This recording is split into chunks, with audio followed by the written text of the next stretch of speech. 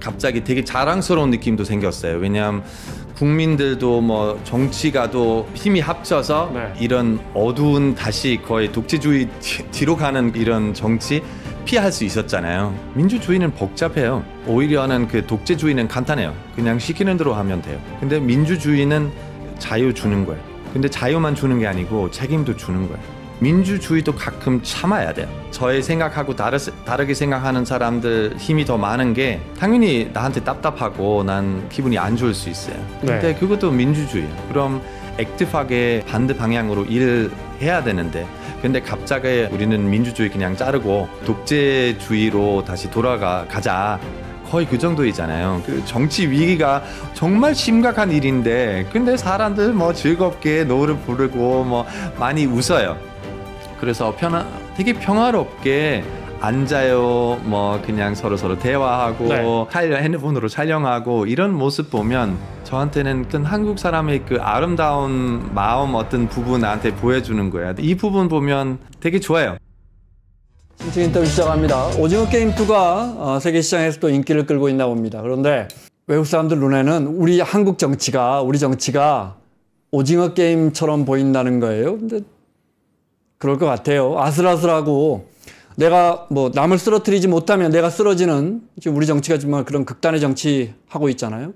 외국인들의 눈에는 어떻게 보일까요? 독일과 한국 오가며 취재하고 있는 안톤 솔츠 기자 오늘 3프로 스튜디오에 모셨습니다. 어서 오십시오.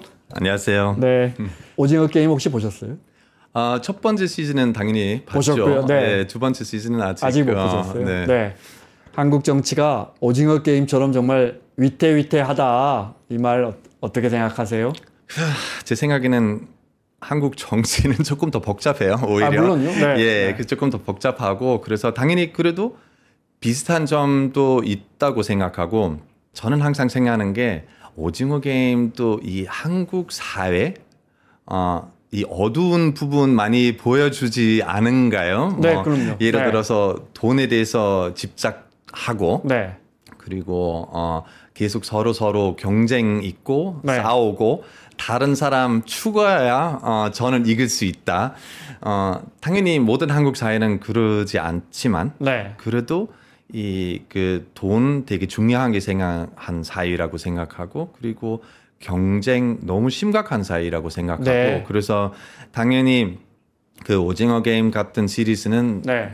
전 세계 이렇게 히트 되는 게 행복하게 생각할 수도 있지만 근데 어떤 부분도 사람들 다 알게 되지 않아요? 우리 사회는 그 K-팝하고 한류 그 밑에 있는 우리 조금 어두운 문제가 되지 않을까요?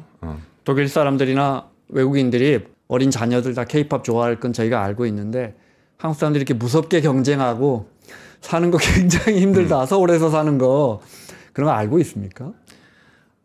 대부분 모를 것 같다고 생각하고 당연히 한국 조금 이런 레퓨테이션 있고 아주 열심히 일하고 밤늦게까지 일하고 뭐 이런 거는 많은 사람들 알고 있지만 근데 이 한국 사회는 갈등 그리고 그 출산율 문제 뭐 자살 문제 뭐 이런 거 이런 문제까지 그 사람들 많이 모를 것 같다고 그냥 많은 사람들 그냥 이런 아름다운 반짝반짝한 그 K-팝 한류 이런 부분만 잘 알고 그리고 경제적으로 아주 잘 되는 나라이고 뭐 옛날에 후진국이었는데 아주 갑작스럽게 선진국 됐고 뭐 좀 반도체 뭐 그리고 배터리 뭐 이런 정말 핵심적인 기술 아주 앞선한 나라이잖아요. 그래서 존경하는 생각 더 많고 그래서 근데 어떤 나라는 이렇게 빨리 개발하면 부작용 있는지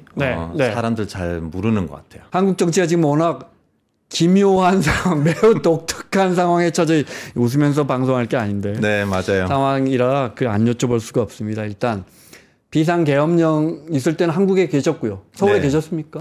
아니요. 저는 집이는 광주인데요. 근데 서울 많이 갔다 오고 있어요. 일 때문에. 그래서 사실 그 3일 날 새벽 내려왔어요. 그래서 내려온 지 몇 시간밖에 안 됐는데 그래서 피곤하니까 저는 조금 일찍 자고 일찍 일어나는 편인데 그래서 바로 거의 자려고 했는데 갑자기 독일 대사님한테 나한테 연락 왔어요. 그래서 야, 안톤 뭐 지금 계엄령 윤석열 계엄령에 대해서 어떻게 생각하는 거야? 그래서 처음에는 거의 장난치는 줄 알았어요. 왜냐하면 상상도 못하는 일이잖아요.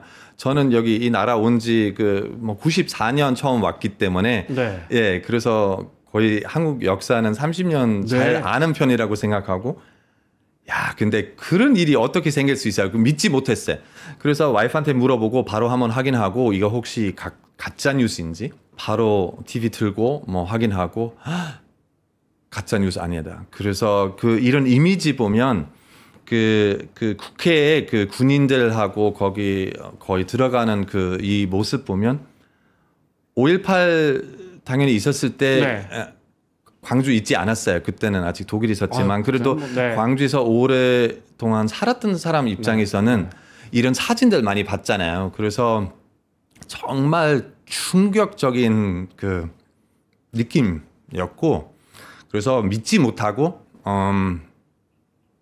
정말 그냥 무슨 악몽처럼 생기고 네. 그래도 밤새는 당연히 잠 못 자고 네. 계속 보고 어떻게 되는지 그래서 시간 지나가면서 갑자기 되게 자랑스러운 느낌도 생겼어요. 왜냐하면 국민들도 뭐 정치가도 힘이 합쳐서 네. 이런 어두운 다시 거의 독재주의 뒤로 가는 이런 정치 피할 수 있었잖아요. 그래서 몇 시간밖에 이 악몽 그냥 네. 몇 시간만 되고 끝났다. 그래서 역시 우리 한국 민주주의 강하다. 그리고 되게 자랑스러운 느낌이 있었어요. 오히려 근데 슬픈 이야기는 지금 한 달 이상 지나가는데 이 네. 자랑스러운 느낌 또 많이 없어졌고 네. 지금 아직도 너무 혼란스럽고 계속 또 안 좋은 뉴스가 많이 계속 나오잖아요. 네. 독일은 특히 그 다른 나라의 어떤 민주화라든지 정치에 굉장히 관심 많은데 네. 한국 이런 상황은 보도가 많이 됐겠죠? 네, 아마 한국 사람들 생각하는 게보다 더 많이 보도됐거든요. 네. 정말 완전히 탑 뉴스였어요. 그죠? 예. 네. 그리고 그거는 하루뿐만 아니라 며칠 동안 정말 탑 뉴스였고, 그리고 한 2주 전에 네. 독일 갔는데 그래서 많은 사람들 저한테 물어보고, 야, 뭐 한국 지금 어떻게 되는 거야? 네. 네 가족 다 안전하냐? 뭐 그리고 앞으로 어떻게 될 거냐?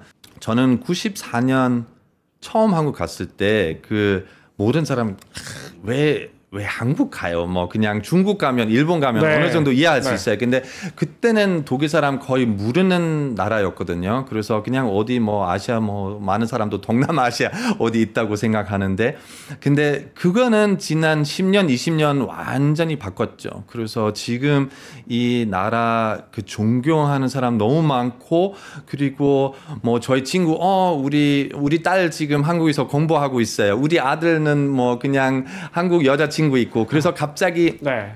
옛날에 되게 먼 나라였어요. 근데 요새는 한국하고 비즈니스 하는 회사도 많고 그리고 케이팝 때문에 아니면 공부 때문에 관심 있는 사람 너무 많아요. 그래서 그것 때문에 한국 이렇게 충격적인 뉴스가 나오면 사람들 생각보다 관심 많습니다. 독일 언론은 이 문제를 어떤 시각에서 보고 있습니까? 뭐 먼저는 당연히 어떻게 이런 일이 생길 수 있어요. 참 깜짝 놀랐고. 네. 네. 그리고 우리나라에서도 독일에서도 이런 일이 생길 수 있을까? 당연히 네. 이런 네. 질문도 있었고. 네.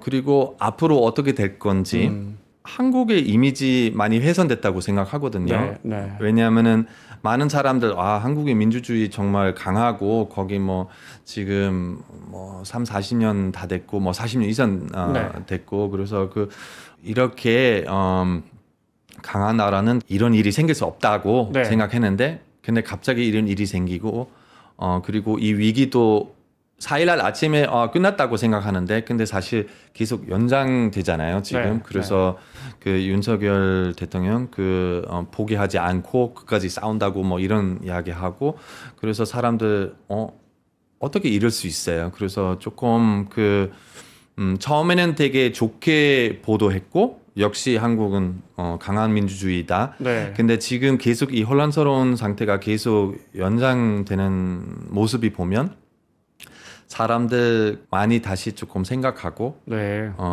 그 앞으로 미래 어떻게 될 건지. 네. 독일은 비상계엄이라는 게 없습니까? 독일 헌법에는?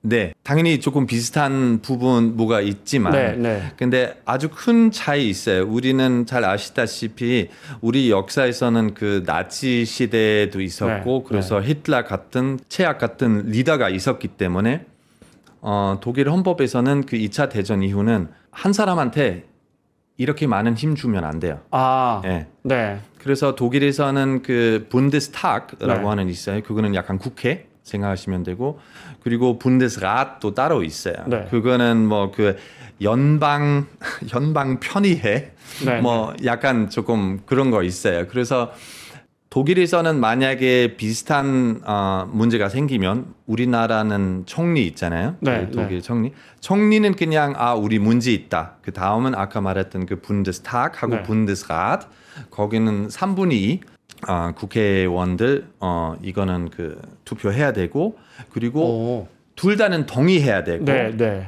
그래서 되게 복잡해요. 이렇게 간단하게 야 오늘부터 계엄령 있다. 뭐 이렇게는 독일에서 불가능합니다. 일단 국회의 동의를 받아야 하고. 네네네. 네. 그리고 국회는 동의 받는 후, 네. 아까 연방 회의 뭐 거기도 네. 추가적으로 또 받아야 되고. 또 받아야 돼요. 네. 그래서 쉽지 않아요. 독일이 다른 유럽 국가들에 비해서 뭔가 제도가 좀 다른 게 있다 싶으면, 좀 특이한 게 있다 싶으면 다 히틀러와 2차 대전 때 상처가 너무 커가지고 재정, 국가 예산에 3% 이상 빚을 국가 부채를 만들지 않는다든지 이런 수많은 독특한 제도들을 이렇게 들여다보면 그 2차 대전 때 그 교훈으로 그런 제도들이 많이 있더라고요. 네. 네. 박근혜 대통령 탄핵도 보셨겠네요. 그때도 기자 생활 하고 계셨고요. 네, 네. 사실 네. 그래서 그때는 한국에 있었고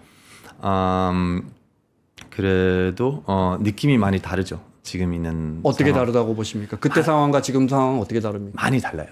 먼저는 박근혜는 그 뭐 간단하게 말하면 약간 부패 문제가 많았잖아요. 네. 뭐 한국 정치에서는 부패가 많아요, 원래. 그래서 네.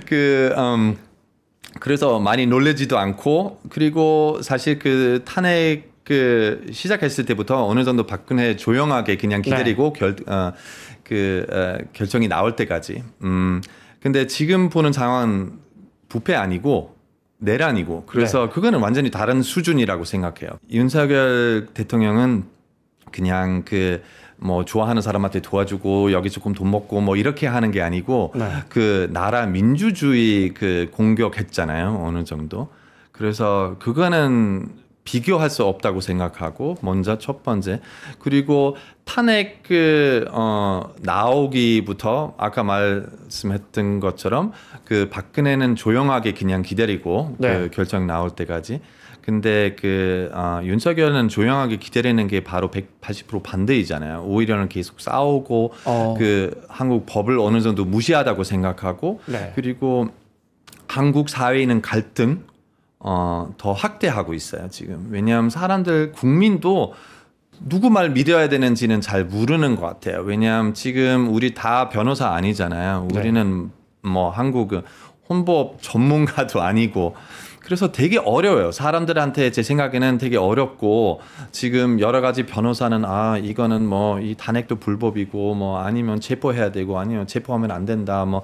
그래서 이런 행동 보면 이 사람 그냥 민주주의 공격만 하는 게 아니고, 지금 이렇게 계속 체포 영장 무시하고 뭐 이런 행동 보면 한국 사람들 이 나라 법을 아직도 믿을 수 있는지, 정말 갑자기 경찰하고 경호처 갑자기 서로 싸우는 모습 뭐 아니면 뭐 이런 거 보면 이거는 되게 훨씬 더 심각한 문제라고 생각하고, 그래서 그때는 박근혜 탄핵했을 때 우리나라 민주주의한테 위협 있다고 생각하지 않았어요, 한 번도 거의. 근데 지금은 지금 상태 보면 훨씬 더 심각하고, 이것도 소화하는 게 훨씬 더 오래 걸린다고 생각합니다. 네. 윤 대통령이나 윤 대통령의 법률 대리인들은 반체제, 반사회 그러니까 반국가 세력이 너무 많아서 그러니까 선거 부정이나 이런 어떤 사회를 전복하려는 우리 사회를 뒤집으려는 세력이 너무 위험해졌기 때문에 비상계엄이 불법이지만 불가피했다. 피할 수 없었다라는 주장이거든요. 외국 언론들은 이걸 어떻게 받아들이는지요? 얼마 전에도 외신 기자들하고 기자 간담회에 있었잖아요. 네. 미안하지만 조금 말이 안 된다고 생각하고 그래서 저한테는 논리적지 않고 쉽게 말하면 민주주의는 복잡해요. 그래서 당연히 야당 네. 계속 반대하니까 뭐 기분이 안 좋을 수 있고 아니면 되게 기분이 안 좋을 수도 있고 뭐 그래서 되게 난 제가 원하는 정치를 만들 수 없고 네. 그것 때문에 난 계엄령 한번 해야 되겠다. 네. 이거 좀 말이 안 되잖아요. 그래서 이거는 외신 기자들 이런 이야기 들어보면 이 사람들 조금 제정신 아닌 것 같다고 오히려 이렇게 생각하지 않을까 싶어요. 예. 네. 독일 사회에서 이런 일이 발생해서 대통령의 영장, 그러니까 법원이 발부한 영장을 대통령이 거부하고, 네. 그러니까 법원의 권위 자체를 인정하지 못하고 이런 상황이 독일에서 발생했다면요. 상상 못하죠. 이런 일이 생기는 게 독일에서. 네. 그리고 솔직히 말하면 뭐 한국에서도 한 달 전까지는 한국에서도 이런 일이 상상할 수 없었고 그래서 이거는 정말 거의 쿠데타 네. 어떤 그런 느낌이잖아요. 그래서 아까 말씀했던 것처럼 민주주의는 복잡해요. 오히려는 독재주의는 간단해요. 그냥 시키는 대로 하면 돼요. 근데 민주주의 사람들한테 자유 주는 거예요. 근데 자유만 주는 게 아니고 책임도 주는 거예요. 이 책임은 가끔 이런 말도 있어요. 민주주의도 가끔 참아야 돼요. 그래서 저의 생각하고 다르게 생각하는 사람들 힘이 더 많은 게 당연히 나한테 답답하고 난 기분이 안 좋을 수 있어요. 근데 네. 그것도 민주주의야. 그럼 액티브하게 뭐가 반대 방향으로 일을 해야 되는데 근데 갑자기 아니야 우리는 민주주의 그냥 자르고 다시 거의 독재주의로 다시 돌아가자 거의 그 정도이잖아요. 그래서 그런 거 보면 되게 슬픈 트렌드인데 근데 솔직히 말하면 이런 아이디어가 윤석열만 있는 게 아니거든요. 전 세계로 보면 사실 트럼프도 제 생각에는 생각보다 비슷한 아이디어가 있어요. 그래서 트럼프는 마음대로 할 수 있으면 이 사람도 4년 후는 그만두지 않을 것 같다고 생각하고 그리고 3년 전에 1월 6일 날 거기는 우리 활동 보니까 거의 조금 비슷한 점도 있지 않을까요? 네. 그래서 트럼프도 있고 그리고 독일까지 지금 정말 100% 민주주의 믿지 않은 당 이런 극우화 네. 계속 강해지고 있어요. 유럽에서도 미국에서도 아시아도 네. 마찬가지로. 그래서 이거는 한국만의 문제이라고 생각하지 않은데 근데 당연히 우리는 여기 한국에서 살고 있기 때문에 네. 한국에 대해서 제일 많이 집중해야 된다고 생각해요. 네. 윤 대통령에 대한 지지나 또 윤 대통령에 대해서 탄핵안이 통과된 게 국회에 통과된 게 잘못됐다라고 생각하는 또 대통령이 이제 물러나야 한다는 거에 반대하는 그 여론이 굉장히 높아져서 오늘 아침 나온 여론조사 보면 상당히 믿을 만한 갤럽 조사에도 40 가까이 육박합니다. 네. 네. 이런 현상은 어떻게 보십니까? 너무 놀래고 네. 어떻게 이럴 수 있는지 이해할 수 있어요. 왜 이렇게 되는지. 우리는 예를 들어서 몇 개월 전 보면 트럼프도 지지율 그렇게 높지 않았거든요. 네. 그 다음은 법적으로 많은 문제가 생겼어요. 네. 그래서 트럼프는 계속 난 피해자이다. 이 나라는 날 공격하다. 그래서 사실 이런 법적인 문제 통해서 오히려 트럼프는 지지율 다시 올라갔거든요. 그래서 그거는 하나이고 두 번째는 많은 국민들 지금 잘 모르는 것 같아요. 누구는 믿을 수 있어요. 처음에는 되게 흑백 이미지. 네. 이 사람 잘못했다. 그래서 오케이 난 윤석열 반대해야 된다. 근데 지금 여러 가지 변호사 그리고 법적인 전문가들한테 여러 가지 이야기 나오는 거예요. 네. 그래서 이 탄핵도 불법이다. 그리고 이렇게 하면 안 된다. 그리고 솔직히 말하면 제 생각에는 그 이재명도 사실 그렇게 인기 많은 사람 아니라고 생각하거든요. 네. 많은 사람들이 이가 또 법적인 문제가 많은 사람이다. 뭐 그래서 이 사람 다음 대통령 되면 안 된다. 뭐 이렇게 생각하는 사람도 생각보다 많다고 생각해요. 그래서 처음에는 충격이 있었기 때문에 그냥 흑백 간단한 이미지였어요. 근데 지금 이 스토리가 계속 연장되어 있으니까 그리고 그 윤석열 계속 말도 하고 변호사도 말하고 네. 사람들 좀 헷갈리는 것 같아요. 그래서 지금 그 원래 있었던 그 태도, 그 보수적인 사람들 다시 그 원래 생각이 좀 나오고 그래서 어느 정도 놀랬지만 완전히 놀리지도 않았어요. 사실 이렇게 되는지. 한국처럼 경제가 발전한 나라에서 계엄, 비상계엄이라는 것도 특이하지만 우리 시위 문화도 하나 좀 여쭤볼게요.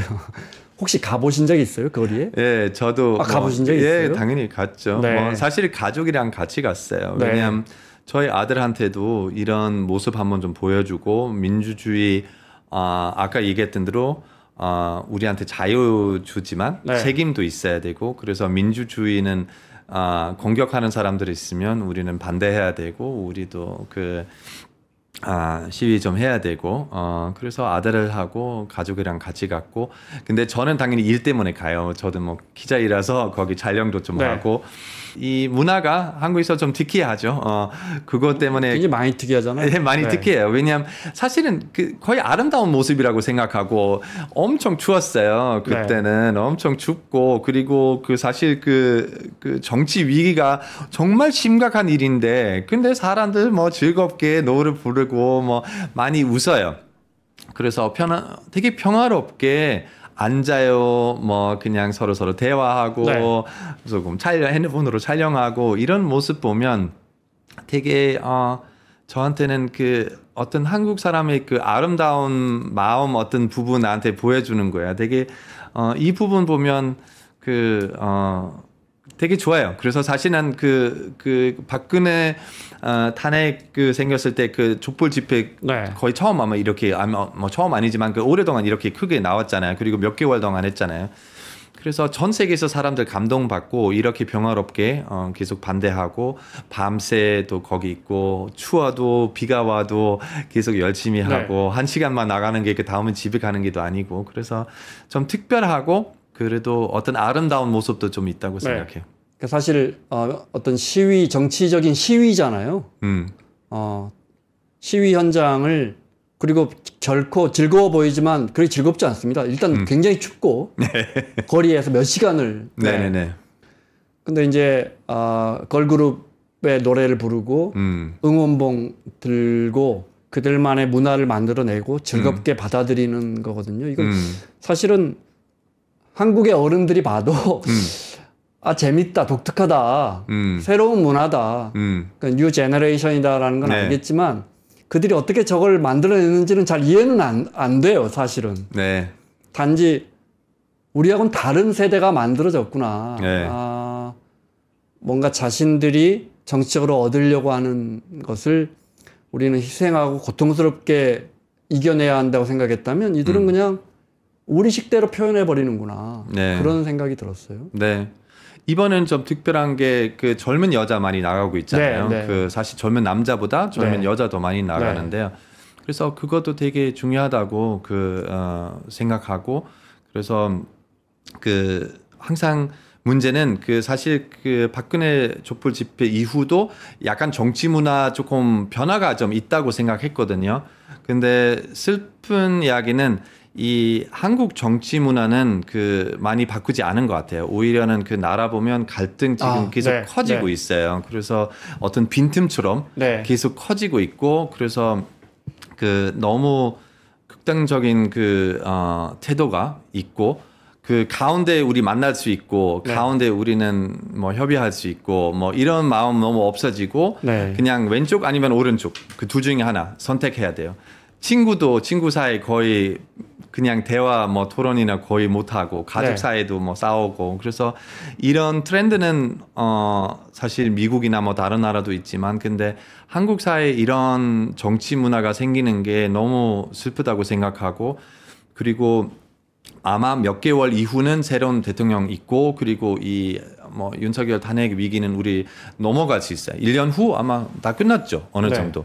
근데 그 이보다 그 더 핵심적인 그 한국의 정치 위기는 그 전에도 있었다고 생각하고 그리고 1년 후 아마 계속 있을 것 같아요. 왜냐하면 한국에서는 어차피 5년만 대통령 있을 수 네, 있잖아요. 네. 그래서 그 다음은 자주 바꾸는 게 있어요. 뭐 보수적인 거, 그 다음 진보적인 거, 그 다음 네. 다시 보수적인 거. 그래서 바꾸긴 저희가 잘 바꿉니다. 예, 잘 바꿔요. 네. 근데 그거는 원래는 큰 문제 아니라고 생각하지만 근데 두 가지 심각한 문제 있어요. 먼저는 아주 중요한 정책 너무 많이 흔들리는 거야. 그 원래는 예를 들어서 우리는 한국 뭐 아니면 한국은 우리 북한하고 좋은 관계 있어야 돼. 아니야. 북한 나쁘다. 적이다. 아니야. 착해요. 우리 같이 해야 돼요. 아니야. 적이다. 뭐 계속 이렇게 되고 미국 관계, 중국 관계, 그래서 다른 나라 관계, 그리고 한국 국민들 위해서 중요한 정책 그 너무 5년마다 거의 바꾸는 것 같아요. 네. 이거 첫 번째 문제. 두 번째 문제는 이런 제가 복수 사이클이라고 하는데요. 그래서 다른 당 이기면 그 전에 있었던 네. 사람들 다 뭐 체포해야 된다고 뭐 항상 뭐가 어떤 범죄 활동물을 찾아야 되고 그리고 5년 후 다시 다른 방향으로 똑같하게 그냥 우리는 많이 고생했으니까 지금 그 사람들도 고생해야 돼요. 그래서 이런 거 보면 끝없는 싸움이잖아요. 근데 네. 정치가들 나라에 대해서 신경 써야 되고 서로 싸우는 게는 신경 안 썼으면 좋겠어요. 그래서 정말 90년대 그 김대중 대통령 네. 이런 그 복수 사이클 자르고 싶었어요. 네. 네. 그것 때문에 사실 그 전에 있었던 독재주의자들 네. 노태우하고 전두환 그냥 감옥에서 나와도 돼요. 네. 그거는 딱 되죠. 이 마인드는 그 같은 정말 그 넬슨 만델라 같은 사람이나 뭐 그 김대중 같은 사람 이런 사람 우리 지금 한국에서 사실 필요하다고 생각해요. 그래서 한번 이런 복수, 네. 뭐 리벤지, 뭐 이 사람들 고생해야 된다, 이 사람들 탄핵해야 된다, 이 사람들 감옥 보내야 된다. 그 이런 마인드가 한번 잘라야 되고 어떤 네. 새로운 정치 문화 필요하다고 생각해요. 한국 정치가 위기다. 정치라는 게 사실은 서로 하나씩 주고받고 협의하는 건데 네, 한국 정치 그런 거 없어진 지 오래됐어요. 한국 정치 그런 게 안 돼요, 이제.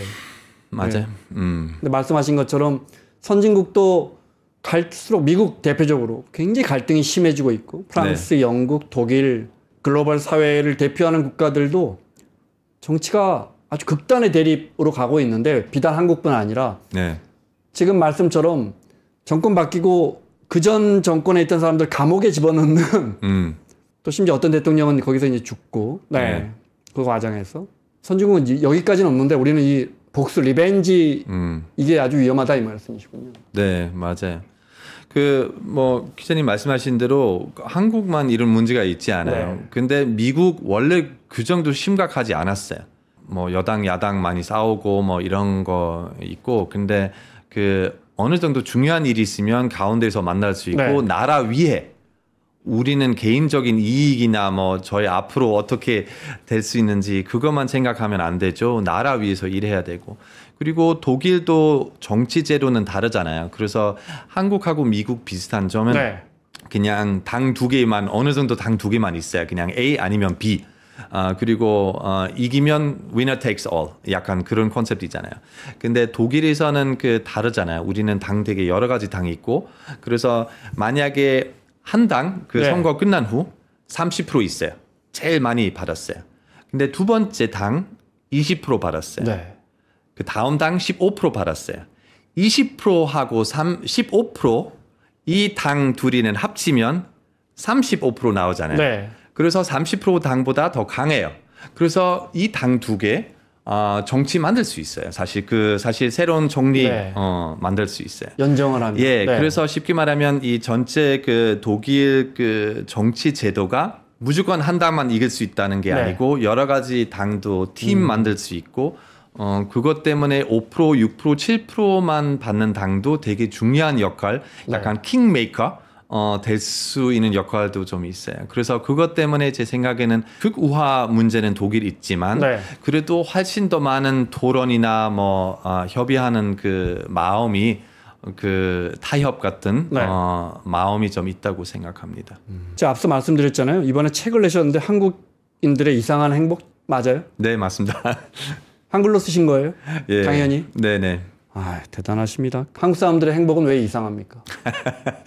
예, 뭐 사실 우리 정치 테마하고 조금 테마가 조금 관계가 있죠.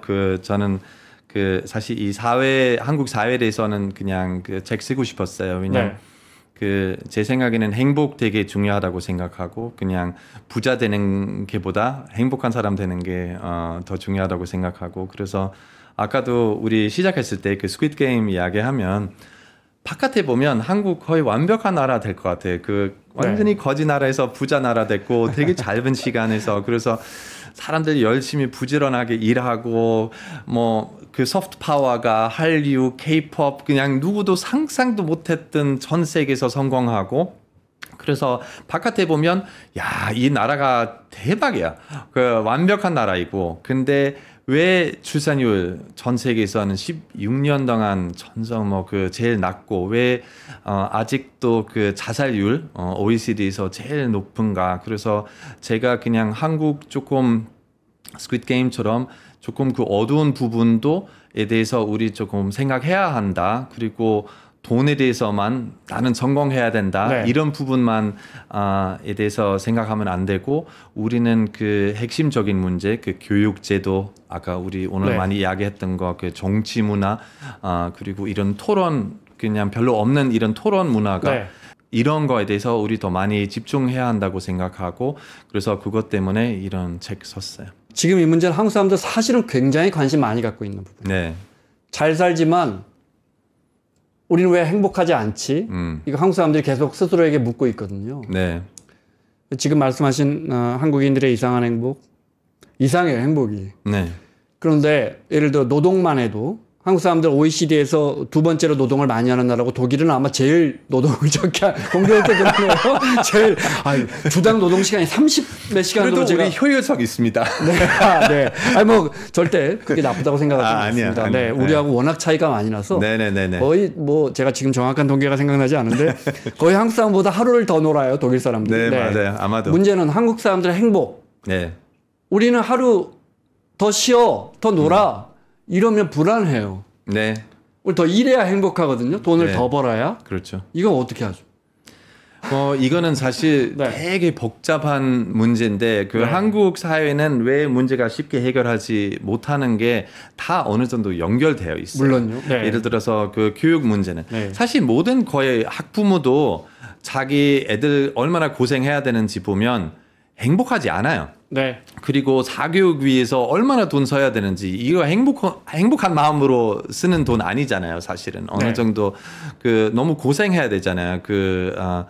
애들을 이렇게 계속 학원 밤 늦게까지 주말까지 방학 시간도 노는 시간 너무 없고 이거 부모님도 싫고 애들도 싫고 근데 왜 이거는 피할 수 없어요. 그래서 이런 문제는 다 나중에 성공해야 되고 좋은 대학교 가야 되고 이런저런 거. 그래서 되게 이 한국 사회는 너무 빨리 부자 됐기 때문에 여러 가지 부작용이 있고 그래서 지금 사회는 이런 것도 느끼고 있어요. 그래서 지금 젊은 시대 아마 제일 이런 압축 제일 많이 느끼고 있다고 생각하고 왜냐하면 뒤에는 부모님 시대 야야야 우리는 이렇게 이 나라가 가난한 나라에서 이렇게 부자 나라 만들었고 지금 너희들 좀 해야지. 근데 뒤에는 이런 압축이 있는데 앞에는 더 많이 올라갈 수 거의 없잖아요. 지금 경제는 옛날만큼 잘 되는 게도 아니고 그리고 이미 부자 나라이니까 더 사실 가난한 나라이 있으면 올라가는 게 생각보다 쉬워요. 왜냐하면 여유가 많기 때문에. 근데 지금 한국 수준 너무 높아서 더 많이 올라가려고 하면 거의 불가능하다고 생각하고 그래서 젊은 시대에도 되게 힘든 자리 있고 계속 경쟁해야 되고 계속 싸워야 되고 계속 이런 부모님 시대의 성공 우리 어떻게 다시 만들 수 있는지 그래서 그것 때문에 이런 헬조선이나 5포 시대, 7포 시대, 흑수저 그냥 이런 단어들 들어보면 너무 슬프고 우리 한국 사회는 정말 뭘 바꿔야 된다고 생각하고 정말 간단한 변화 말고 더 강한 변화가 그렇죠. 이 전체 나라가 바꿔야 된다고 생각하고 하나로 안 됩니다, 그죠? 예. 교육 이런 부분들 다 맞물려 있습니다. 네. 근데 하나가 왜냐면 아까 얘기했던 대로 이거 다 연결되어 있기 때문에 하나가 바꾸면 다른 것도 다 동시에 어느 정도 바꿔야 되고 근데 우리나라 정치가들 그냥 자기끼리 싸우는 게 제일 좋아하는 것 같아요. 그래서 이런 마음으로 이 나라가 바꾸는 게 되게 어렵다고 생각하고 그래서 정말 어떤 새로운 제너레이션 어떤 새로운 정치 문화 그리고 그 정말 한국 사람들도 이해해야 되고 우리 지금 가는 길 계속 갈 수 없다. 이거는 더 이상 성공할 수 있는 길 아니라고 생각하고 애기 없는 그리고 이렇게 우울한 그 교육 문화 있는 그 나라가 그 좋은 미래 만드는 게 되게 어렵다고 생각하고 그래서 다시 조금 더 행복한 더 자연스러운 나라 만들려고 하면 우리는 그 이 나라가 뭐가 잘못되는지 좀 다 같이 생각해야 되고 그럴 수밖에 없다고 생각합니다. 2차 대전 이후에 전 세계 기술 제조업 이런 걸 독일과 일본이 끌고 왔다면 죄송한 말씀이지만 독일과 일본 좀 기울고 있고 그 틈바구니에 이제 물론 중국이라는 거대한 나라가 있고 한국이 상당히 올라왔다고 생각하거든요. 기술력으로는 정말. 기업들도 마찬가지고요. 그런데 그것이 지금 말씀하신 그런 사회문화적 요인으로 인해서 꺾이고 있다 또는 꺾일 수 있는 위기다 이렇게 보십니까?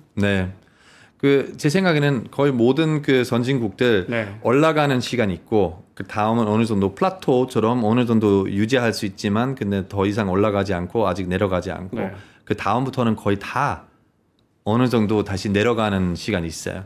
로마도 있었고 뭐 이집트나 뭐 옛날에 제일 뛰어난 나라들 지금 어떤 상태인지 한번 보세요. 그래서 그냥 옛날에 수백 년, 뭐 1000년까지 이런 상태가 올라갈 수도 있었는데 요새는 세상이 바꿨잖아요. 훨씬 더 빨라요. 그럼요. 그래서 제 생각에는 한국 이미 내려가는 게 좀 시작했고 독일도 마찬가지로 솔직히 말하면 그래서 우리는 그 지금 더 이상 올라가는 게 이런 상태가 아니기 때문에 이런 새로운 환경 새로운 그 상태 우리 이해해야 되고 받아들여야 되고 그리고 우리 사회는 좀 맞춰야 된다고 생각하고 예를 들어서 아까는 그 경제에 대해서 얘기하시니까 사실 한국 빨리 개발하기 위해서 그 대규모 업들 뭐 삼성이나 뭐 다른 업체들 뭐 대기업들, 현대나 뭐 대기업들 아마 많이 도움이 됐다고 생각하고 근데 지금 똑같은 대기업들 이 나라가 개발하는 게 오히려는 그 반대하다고 생각하고 왜냐하면 너무 크고